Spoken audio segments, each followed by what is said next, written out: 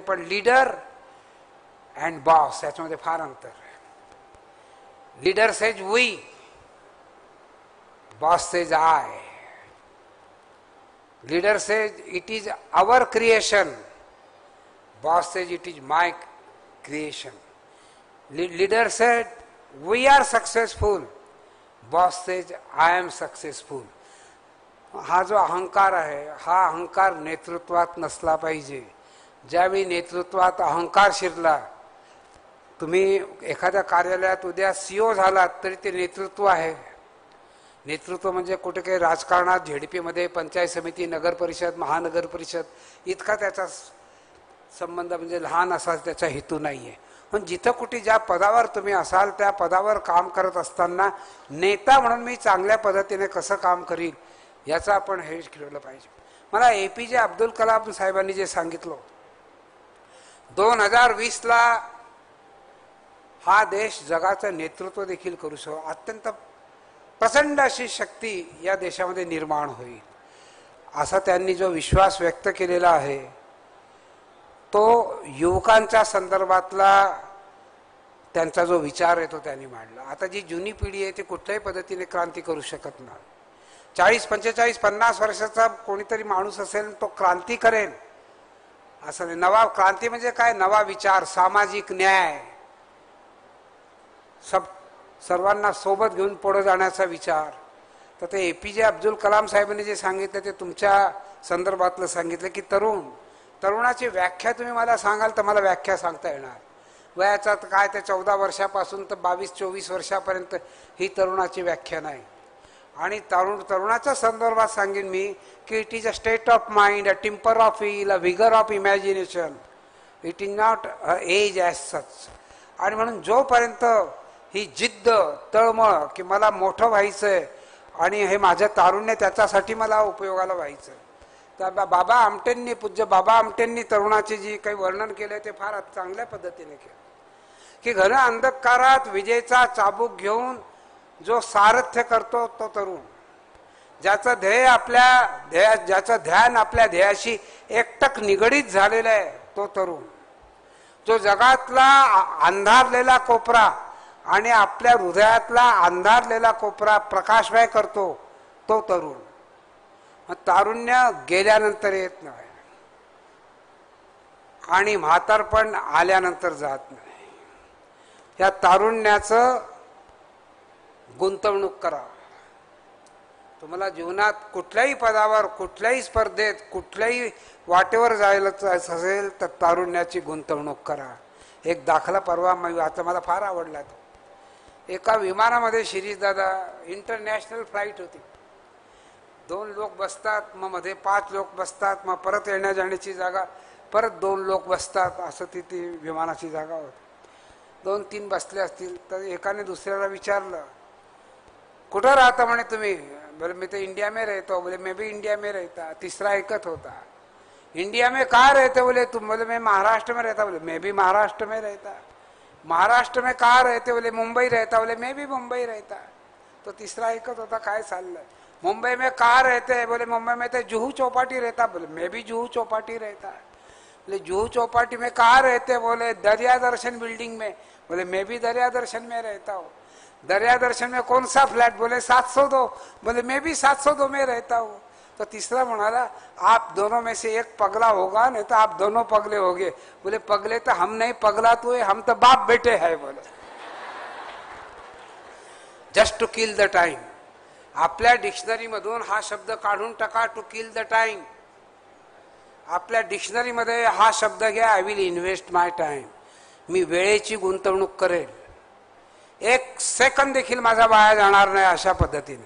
तर ठीक आहे, चीट चॅटिंग वगैरे, गप्पा टप्पा, मित्र परिवार कट्टा, त्याला काही अडचण नाही. पण वेळेची गुंतवणूक आणि त्याच्या माध्यमातनं जितकं काही ज्ञान मिळेल ते ज्ञान मिळवण्याचा प्रयत्न, या अनेक बाबी आहेत त्याच्यात. आणि परत मी एकटा सुखी राहून कसं चालेल, माझी काही सामाजिक दायित्व आहे की नाही. सामाजिक दायित्व देखील अत्यंत महत्वाचं. सामाजिक दायित्व नाही, तुम्ही फार मोठे आहात, काय तसं काम. आमच्या चोपड्याच्या शेजारी खरगोन जिल्हा आहे, खरगोन तालुका आहे. तिथं साहेब म्हशी फार चांगल्या मिळतात आणि म्हशी घ्यायला लोक जातात तिथे. जुनी गोष्ट आहे ती. भैया जी भैंस की क्या किंमत? बोले 5,000 पुढे गेला, 7,000 पुढे गेला, 4,000. एक म्हैस त्यांना फार आवडली घेणाऱ्याला. बोले साहब भैंस की क्या किंमत है? बोले 25,000. बोले 5,000 4,000 में तो भैंस मिलती है, 25,000 का समय कैसा बोलते? बोले ये भैंस की पर्सनालिटी बहुत अच्छी है, ये पर्सनालिटी का पैसा है, ये कॅरेक्टर का पैसा है. तुमचं कॅरेक्टर फार चांगलं आहे, तुमचं शील संवर्धन तुम्ही केलेलं आहे, तुमचं चरित्र आहे, तुमचं चारित्र्य आहे, पण तुमचं दायित्व नसेल तर काय? जीवनातलं दायित्व हे अत्यंत महत्वाचं आहे. की I am answerable to the public, I am answerable to the country. Ask not what my country will give me, ask what could I give to my country. हे दायित्व कुटुंबातील लोकांसाठीचं दायित्व, शेजाऱ्यांसाठी दायित्व, ज्या गावात ज्या शहरात ज्या परिसरात राहतो त्याचं दायित्व, ज्या देशात मी राहतो त्याचं दायित्व, आणि इन संस्थेच्या माध्यमातून हीच बांधणी सुरू आहे. व्यक्तिमत्वाचा विकास ही बांधणी सुरू आहे, चारित्र्य संवर्धन ही बांधणी सुरू आहे. लोकशाही या देशातली चांगल्या पद्धतीने जी निर्माण झालेली आहे ती टिकवण्याच्या संदर्भातलं कार्य हे ईनच्या माध्यमातून आहे. मग हे ईनच्या माध्यमातून संबंध हे कार्य करत असताना आपण भाग्यवान आहात. आता काही लोकांना साहेब भाग्यवान शब्दही आवडत नाही. तुम्ही मला भाग्यवान म्हटलं म्हणजे माझं कर्तृत्व कुठं गेलं? आणि जो तरुण नशीब नशीब नशीब म्हणून करत बसतो तो तरुण नाही.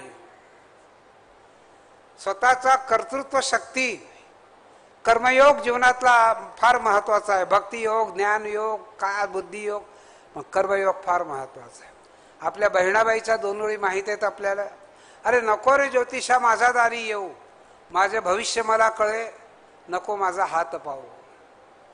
त्या बहिणाबाईला सही देखील करता येत नव्हती, पण कविता इतक्या चांगल्या पद्धतीच्या लिहिलेल्या आहेत. निदान 25-30 2-4 तर कविता बहिणाबाईच्या रोज जर पाहिल्या तर त्याचा आपल्या व्यक्तिमत्व घडवण्यामध्ये त्याचा फायदा आहे. एक शायर म्हणतो, हात की रेखाओं में नसीब नहीं होता. अरे जिसको हात नहीं होता उसको भी नसीब होता है. ज्याला हात नाही त्याला देखील नशीब आहे. मग माझं कर्तृत्व आणि माझं दायित्व या देश फार महत्वाचं आहे. हे संबंध करत असताना शेवटचा जो आपण आखरी कडी ज्याला म्हणतो नीतिनियत, ती आहे मानवता. माणुसकी देखील फार महत्वाची. आणि हे माणुसकीचं जतन करताना आपण याचा विचार केलाय की मी काय केलं. आमच्या चोपड्याला पाण्याचा फार त्रास आहे. जिल्हाधिकारी साहेबांच्या माध्यमातून 18 दिवसानंतर का असेना पाणी आम्हाला मिळतं. आता एक छोकरा आला, कुठे दुकान असेल, अधिकारी असेल, तर तो मुलगा त्याला म्हणाला, साहब पानी पिला दो, प्यास लगी है. बोले रुक जा, आदमी आ रहा है. अजून 5 मिनिटांनी त्याने सांगितलं, साहब बहुत प्यास लगी है, जरा जल्दी से पानी पिला दो. रुक जा, आदमी आ रहा है. यानी त्याला सांगितलं, अरे तू आदमी बन जा और मुझे पानी पिला दे. माणूस की किती महत्व. मावतो तो नौकर येईल आणि तो पाणी पाजेल. या संबंध बाबी, एक आपलं व्यक्तिमत्व इतकं संपन्न व्हायला पाहिजे की दुसऱ्याला वाटलं पाहिजे की यांच्यामध्ये काहीतरी हे आहे. म्हणून लिडरशिपची जी आवश्यकता आज देशाला, ती लिडरशिप आणि हे संबंध करत असताना आपली अकाउंटेबिलिटी, आपलं दायित्व, या सर्व बाबींचा आपण विचार करावा. आणि ईनच्या माध्यमातून होत असलेलं हे कार्य फार चांगल्या पद्धतीचं हे कार्य आहे. आणि हे संबंध कार्य करत असताना शेवटचा मुद्दा मी फक्त मांडीन की विश्वासार्हता अत्यंत महत्वाची. क्रेडिबिलिटी. एक वेळा आपल्यावर विश्वास जर गमावला परत विश्वास मिळत नाही. ब्रिटिशांचं राज्य होतं. महात्मा गांधींच्या उशीखाली पिस्तूल सापडले. तर एन्क्वायरी कशी सुरू झाली की ही पिस्तूल कोणी ठेवली असेल. असं नाही त्याने महात्मा गांधींना 2 पोलिसांनी उचलून पोलीस स्टेशनमध्ये नेलं.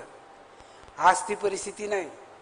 आज शिरीषदादा माझ्या उशीखाली जर पिस्तूल सापडली तर तो PI, API, PSI काय असतील मला नेऊन चला कोणतं सेक्शन लावायचं ते लावा. जीवनातली विश्वासार्हता सांभाळा, जीवनातलं दायित्व सांभाळा, आजच्या परिस्थितीला तोंड द्या. जो बदल होतोय तो बदल आपण ॲक्सेप्ट करायला पाहिजे. मी मगा सांगत होतो की which word is a constant in a changing society, the word change is constant in a changing society. जो बदल आहे या बदलाचं स्वागत करा. बदलाच्या बद्दल कुठेतरी टीका करायची नाही किंवा हे असं झालं ते तसं झालं, ते दिवस गेले जातात. विज्ञान एका हातात विज्ञान घेऊया, एका हातात अध्यात्म घेऊया, त्याच्या माध्यमातून आपण मोठे होऊया. आपण मोठं होत असताना देशाला मोठं होऊया आणि सामाजिक न्याय जपूया. फार विकास झाला आणि जर सामाजिक न्याय नसेल तर तो विकास चुकीचा झाला. सामाजिक न्याय दिला पाहिजे. एका शेतकऱ्याचा 1 रुपया विहिरीत पडला, त्याने मजूर बांधवाला बोलवलं की मेरा रुपया निकाल ले, मजूरी क्या देगा? बोले मैं 2 रुपये की मजदूरी लेगा. बोले काय तू वेडा समजतो का? 1 रुपया काढण्याची 2 रुपये मजुरी मागतो.